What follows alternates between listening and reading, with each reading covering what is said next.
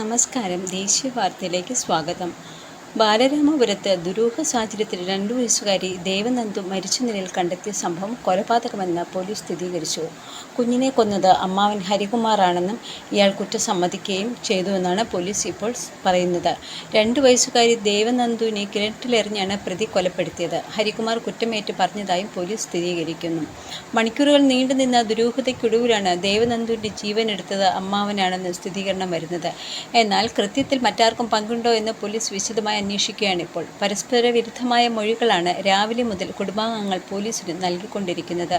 വീട്ടിനുള്ളിൽ നിന്നും കുരുക്കിട്ട നിലയിൽ കയർ കണ്ടതും ദുരൂഹത സൃഷ്ടിച്ചിരുന്നു. ഇത് അന്വേഷണം വഴിതിരിച്ചുവിടാനാണെന്ന സംശയം പോലീസ് ഇപ്പോൾ പ്രകടിപ്പിക്കുകയാണ്.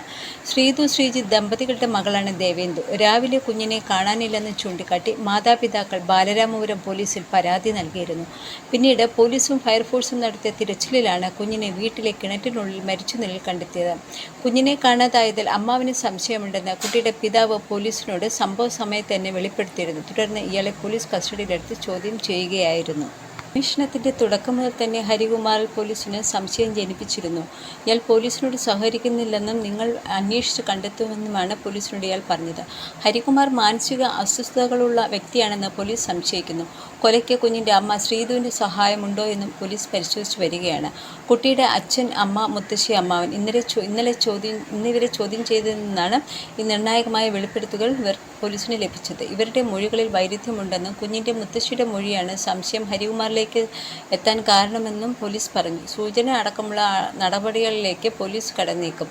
ഇയാളുടെ മുറിയിൽ തീപിടുത്തമുണ്ടായിരുന്നു. കുഞ്ഞിൻ്റെ ശരീരത്തിൽ മുറിവുകളില്ലെന്നാണ് ഇൻക്വസ്റ്റ് റിപ്പോർട്ടിലുള്ളത്. ബലപ്രയോഗത്തിൻ്റെ അടയാളങ്ങളൊന്നുമില്ല.